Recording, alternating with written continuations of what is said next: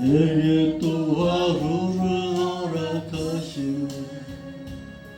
이 하루도 때이 보내지 않으며 살기 원합니다. 이런 받을 나는 자격지 주의 인자하신 힘의 무릎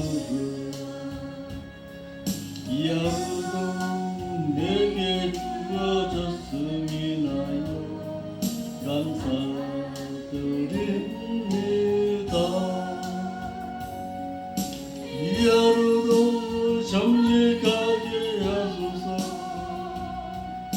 이 하루도 진열하게 하소서. 내가 만난 모든 사람들에게 자비를 베풀게 하소서.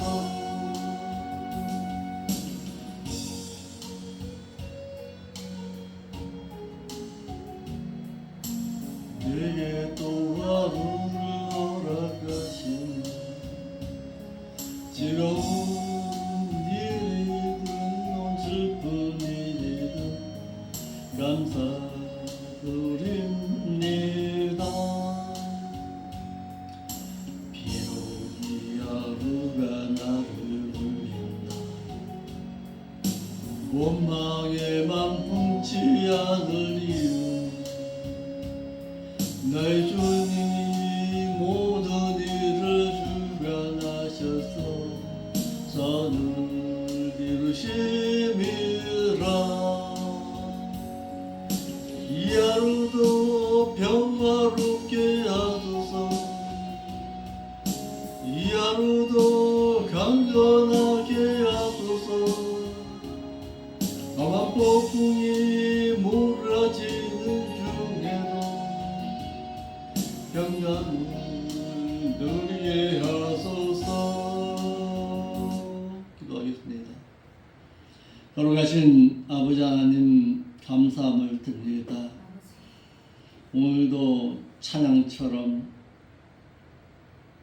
주님의 은혜와 사랑 가운데서 주님이 주신 참된 사랑을 베푸는 자의 삶의 신앙으로 살아되기를 원합니다.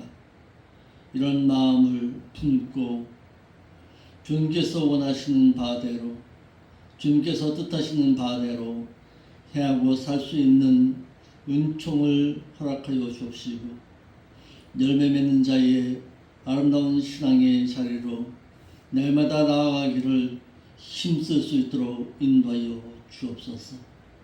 오후 예배 시간에도 주의 말씀으로 우리의 신앙에 잠자는 것을 깨워 주옵시고 천국의 소망을 온전히 간직한 자의 온전한 신앙으로 살아드리기를 힘쓸 수 있도록 인도하여 주옵소서.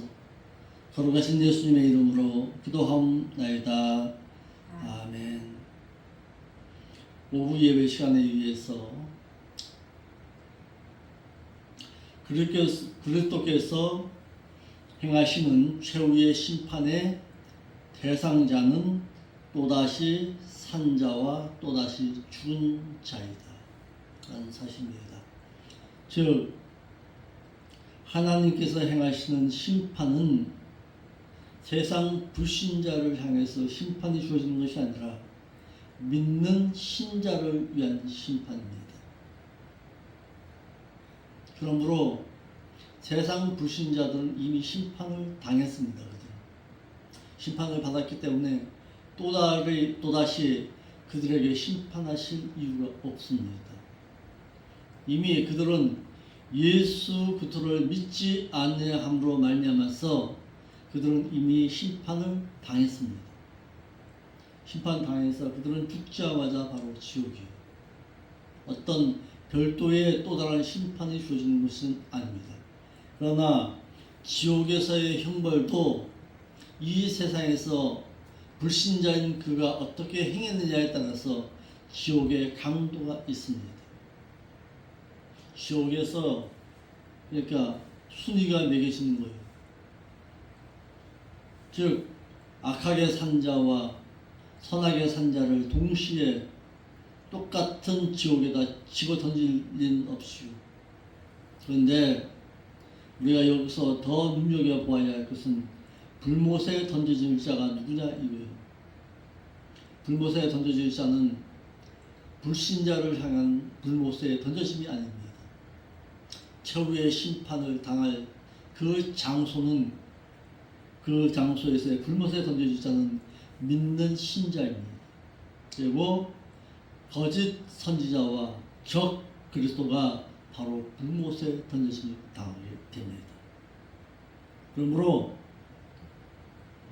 마지막 7년 대환란 때에 이 세상에 남겨질 자들은 그 누구라 할지라도 자신의 육신의 생명을 내놓지 않고서는 거짓 선지자, 즉 적 그리스도에게 불복하지 아니하고서는 살 수가 없습니다. 못 살아요. 생명 내놓아야 합니다. 생명 내놓지 아니하고서 신앙생활 할 수 없습니다. 그런데 오늘 많은 믿는 자들이요, 7년 대환란의 그 혹독한 환란은 나에게는 없는 것으로 여기고 살아가는 것이 문제입니다. 언제 닥칠지 모르는데 거기에 대한 어떤 경고나 어떤 두려움이 없습니다. 즉 예수 믿으면은 다 휴거함을 당하고 부활함을 당해서 그 할 줄 알아요. 참 문제예요. 어떤 7년 대환란이 바로 앞에 닥칠지를 모른다는 어떤 긴박감이 없습니다. 요한계시록의 말씀을 한마디로 요약해서 말해라 이렇게 말하면, 너 7년 대환란에 남지 말고 그 혹독한 환란 가운데 남지 말고 들려 올린 바 당하라는 것이 요한계시록의 말씀이 나에게 주어지는 경고입니다. 또 이 세상에 남겨질 유대인들을 향해서 너희들은 예수 그리스도를 모른다고 부인함으로 말미암아서, 핍박함으로 말미암아서 너희는 7년 대환란 당해야 된다. 그러니까 7년 대환란 때에 구원함을 얻었어. 너희가 하나님께서 불러주신 백성으로서의 삶을 신앙으로서 천국을 소망하고 살아가라는 것이 요한계시록의 말씀의 경고입니다. 즉 거기에 7년 대환란에 빠지지 말라는 것이 계시록의 말씀의 주된 내용입니다. 그런데 이와 같은 사실을 모르니까 어떻게 하는 거예요? 7년 대환란을 어떻게 피해볼까? 그래서 갖다가 피할 수 있는 길을 열려고 만들어 버립니다. 요한계시록 말씀은 피할 길을 우리에게 주신 것이 아닙니다. 요한계시록에 그 환란에 너 닥치지 말라는 거예요. 그러므로 그리스도께서 하시는 최후의 심판의 대상은 또다시 산 자들입니다. 그리스도께서 하시는 심판의 대상은 두 부류로서 또다시 살아난 자들과 또다시 죽은 자들로, 또다시 살아난 자는 첫째 부활에 참여할 자들이고 또다시 죽은 자들은 첫째 부활에 참지 못한 자들로 천년 왕국이 끝나기 전에 다시 살아나지 못할 자들입니다. 첫째 부활에 참여할 자들은 또다시 산 자인 말씀대로 살아난 자가 당하게 될 부활이고, 둘째 부활은요 누가 당하는 거예요? 둘째 부활은 배도한 자, 하나님의 말씀에서 멀어진 자가 당할 부활입니다. 그런데요, 한번 물어보세요. 둘째 부활을 당할 자가 누구냐라고 하니까 7년 대환란을 통과한 자가 둘째 부활을 당합니다. 그러니까 이것이 오늘 한국교회의 목사들입니다. 환장하는 거죠. 그러니까 너무나도 모르는 거예요. 그들에게 있어서 오늘날 모든 교회가 재림의 신앙으로 살아가려고 하지 주님의 공중 강림을 기다리는 자의 신앙으로 살아가려고 하지 않습니다. 왜 그럴까요? 말씀에 깊이가 없기 때문입니다. 말씀을 수박 겉핥기식으로 갖다 하니까 재림의 신앙으로 살아가려고 해요. 재림의 신앙으로 살아가는 자는 망한 자예요. 우리는 도적같이 오시마 약속하신 주님의 공중강림을 기다리고 살아가는 자이지 지상 재림을 기다리고 살아가는 자가 아니라는 사실입니다. 그런데 이와 같은 사실을 알면서도요, 배우고 알면서도요 안 해. 왜? 이단 소리 듣기 싫었어. 그러니까 그게 누가 그한 거예요? 오랜 신앙 가운데서 그것이 몸에 배어버린 거예요. 안 돼요.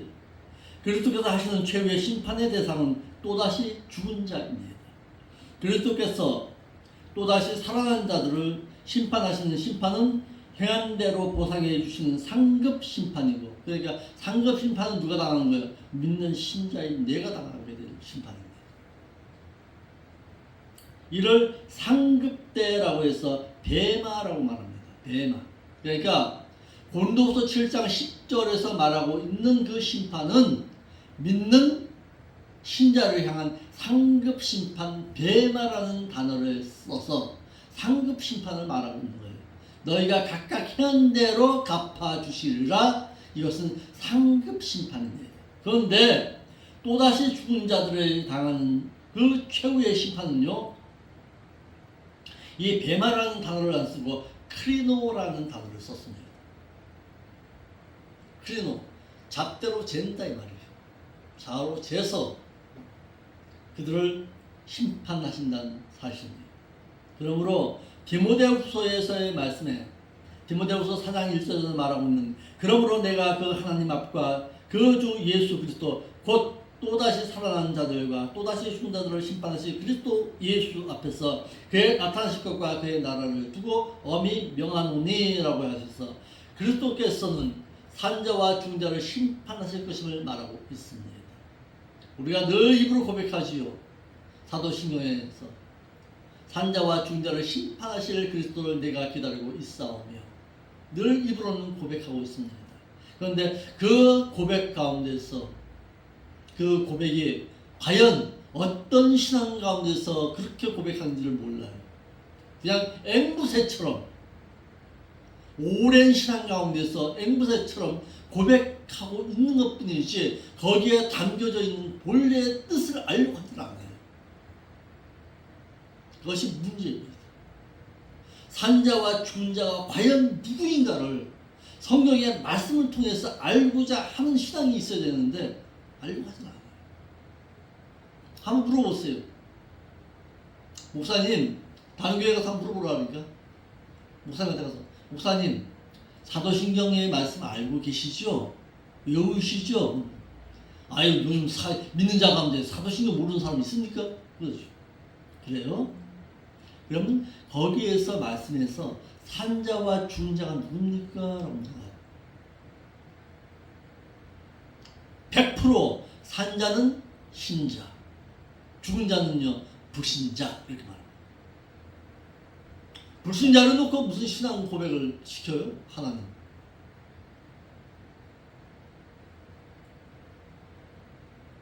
전능하사 천지를 만드신 하나님은 내가 믿어. 그리고 시작하잖아요. 믿는 신앙 가운데 신자를 놓고서 갖다가 고백시키는 거지. 산자와 죽은 자를 누군지는 몰라요. 알려고도 하지도 않고 답답한 거지.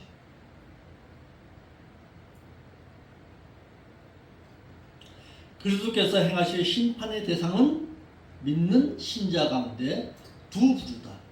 산자와 죽은 자이다. 아멘. 어디에 있어요? 디모데후서 4장 1절과 베드로전서 4장 5절에 기록되어 있다. 잊지 말아요. 그리고 악인의 부활과 의인의 부활이 있다. 어디 있어요? 사도행전 20장 15절에 있다. 잃어버리지 말아요.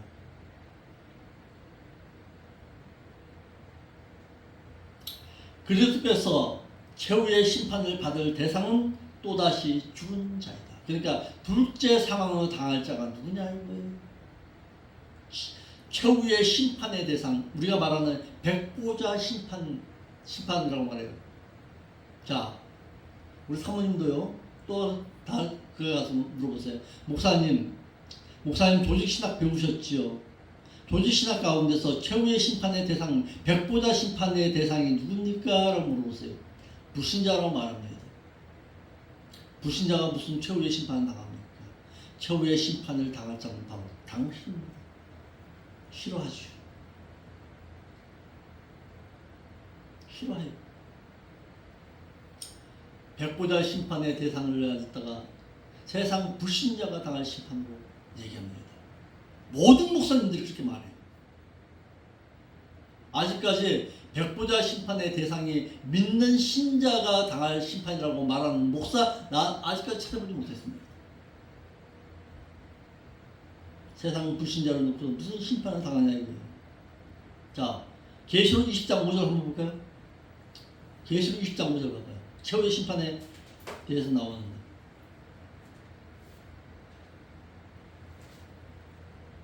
계시록 20장 5절.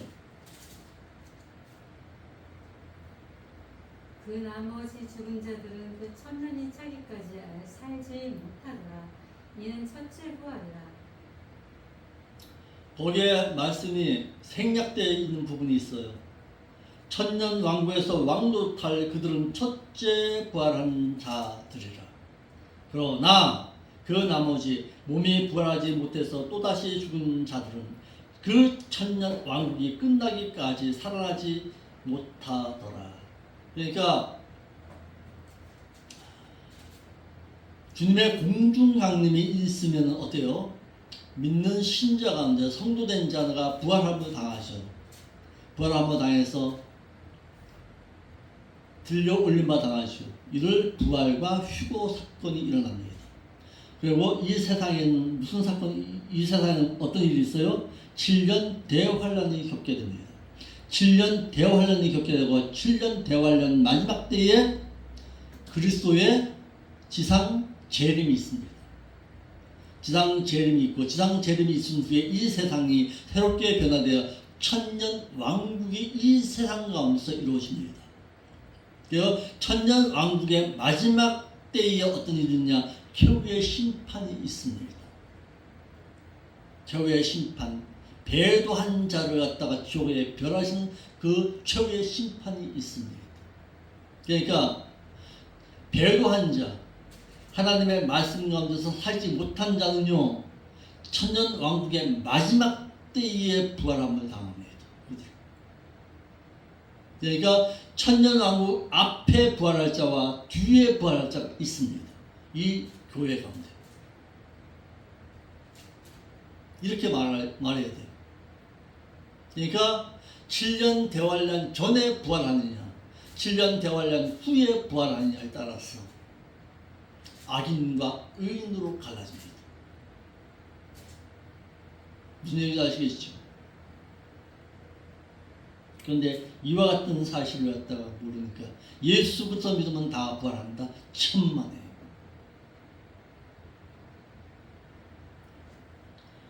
요한복음 6장 40절 말씀에도 내 아버지의 뜻은 아들을 보고 믿는 자마다 영생을 얻는 이것이니 마지막 날에 내가 이를 다시 살리리라.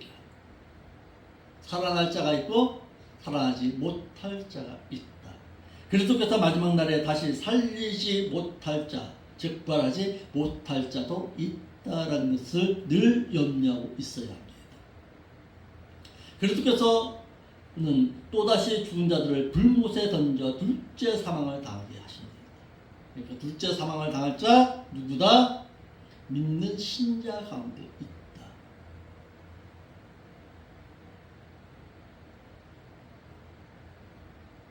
자, 예수 그리스도를 믿음으로 말미암아서 우리에게 어떤 일이 있었냐? 예수 그리스도를 믿으면요, 우리의 영이 죽었던 영이 다시 살아납니다. 원죄로 말미암아서 죽었던 나의 영이 다시 살아남을 당합니다. 그것을 일명 거듭남 또는 중생이라고 말합니다. 다시 살아나면 내 안에 누가 거하십니까? 성령이 거하십니다. 성령이 거하심으로 말미암아서 말씀과 진리 가운데로 나를 인도하십니다. 그리고 하나님의 뜻을 따라 살 수 있도록 나를 늘 하나님의 말씀 가운데로 인도하십니다. 그것이 성령 하나님께서 행하실 일입니다. 이를 달리 말하면 신앙 인격이 새로워지는 것이지요. 그래서 신앙 인격이 새로워진 자, 그가 바로 하나님의 형상을 다시 회복하는 것입니다. 우리는 하나님의 형상 가운데 지음받은 자가 아닙니다. 우리는 하나님의 형상을 잃어버린 자예요. 그래서 하나님의 형상을 다시금 회복하라고 이 세상에 오신 이가 있는데 그가 누구냐? 바로 성령 하나님이십니다.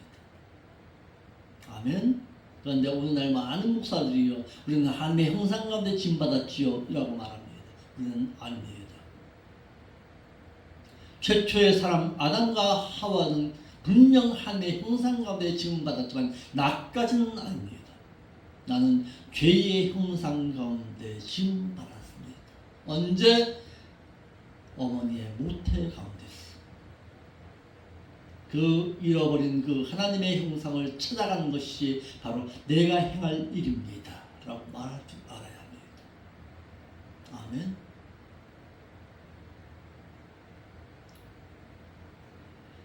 그런데요, 목회자라 할지라도, 오늘 말씀에 목회자라 할지라도 사역자들도 심판의 대상이 된다는 사실입니다. 구원을 얻는 것으로 천국에 들어가는 줄로 알면 사역자들은 심판의 대상에서 제외되는 줄로 알고 흔히 하는 말이, 목사님께서 천국에 가지 못하면 누가 천국에 갈 수 있겠습니까? 라고 말합니다. 사역자라면 다 천국에 들어가는 것으로 잘 알고 있습니다. 그런데 믿어서 구원을 얻어서 천국에 들어가는 줄로 알기 때문에 이런 말을 하는 거예요. 믿어서 천국에 들어가는 거 아닙니다. 믿어서는 구원을 얻는 것이고, 천국에 들어가는 것은 그가 사역자라 할지라도, 목사라 할지라도, 그가 선지자라 할지라도, 제사장이라 할지라도 안 됩니다. 하나님의 뜻대로 행해야 합니다. 어디 있어요? 호세아 4장 9절에 있습니다. 읽어볼까요? 그러니까 우리 사모님도 이런 말씀을 싹 알고 계시다가 목사님들 만나면 한번 읽어보세요 하고 그래 해 줄 수 있어야 돼요. 그러니까 내가 어떤 저거 하려고 하지 말고 설득하려고 하지 말고 말씀 읽으라는 거예요. 읽어봐요. 장차는 백성이나 제사장이나 일반이나 내가 그 소행대로 허라며 네. 그 소리대로 갚으리라. 그렇죠. 그가 행한 대로 제사장이라 할지라도, 그가 선지자라 할지라도, 그가 하나님의 백성이라 할지라도 내가 행한 대로 심판하시겠다는 거예요. 불신자가 예수 그리스도를 믿어서 구원을 얻은 것은 맞으나 신자가 천국에 들어가는 것은 말씀을 지켜 행해야 합니다. 이러므로 사역자라도 말씀대로 행해야 천국에 들어갈 수 있는데 행하지는 아니하면서 행하는 척하느라 입으로만 주여 주여 하고 외식했기 때문에 사역자들이라도 천국에는 들어가지 못한다는 사실이에요. 아멘. 그러니까 누구라 할지라도 보세요. 선지자 노릇했다 할지라도, 그가 능력을 행한다 할지라도 하나님의 말씀 가운데서 행하지를 못하면은요, 그는 들어가지를 못합니다. 아멘. 사역자라고 해서 심판의 대상에서 제외되지는 않는다. 목사라 해가지고 심판의 대상에서 제외될 줄 알아요? 천만. 먼저 당해. 자, 우리 마태복음 25장에 보면 이런 말씀이 있습니다. 5달란트 받은 자, 3달란트 받은 자, 1달란트 받은 자가 있습니다. 내가 몇 달란트를 받은 자가 중요한 것이 아닙니다.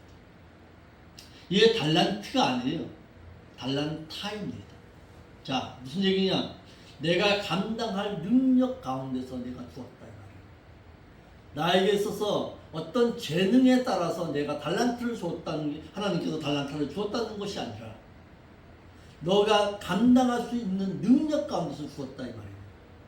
즉 베드로가 당할 사역이 있고 또 도마라는 그 제자가 당할 재능이 능력이 있고 또 마띠아라는 그 예수님의 제자가 당할 사역이 있고 사역의 길이 각각 다르다 이 말이에요. 내가 감당할 수 있을 만큼 주었다 이거예요. 오늘날로 말하면 이건 이런 얘기예요. 여의도 순복음교회에 조용기의 목사가 당할 능력이 있고 여기에 개척교회인 김연수 목사가 당할 능력이 있고 저 중소교회 300명 육회하는 어떤 목사에 담당할 능력이 있다 이 말이에요. 그런데 하나님께서는요 똑같이 심판하시는 아닙니다. 500명을 갖다가 맡겨준 영혼에게는 500명을 갖다가 어떻게 하겠어요? 너 왜 갖다 500명의 영혼을 찾지요? 하나님께서 나에게는요 내가 너에게 1달란트 내렸으니까 1달란트의 그 영혼을 위해서 너 어떻게 일했느냐 그것을 놓고 찾지요. 그걸 말하고 있는 거예요. 내가 담당할 능력 가운데서 너 일했느냐 이 말이에요. 그것을 두고서 말씀하시는 것이 나의 재능에 따라서 어떻게 10달란트, 20달란트, 30달란트를 줬다 그런 얘기가 아닙니다. 내가 감당할 능력 가운데서 거기에 따라서 하나님께서 가는데요. 그런데요 여기서 분명한 것은 감당한 만큼 내가 일했느냐가 중요한 거예요.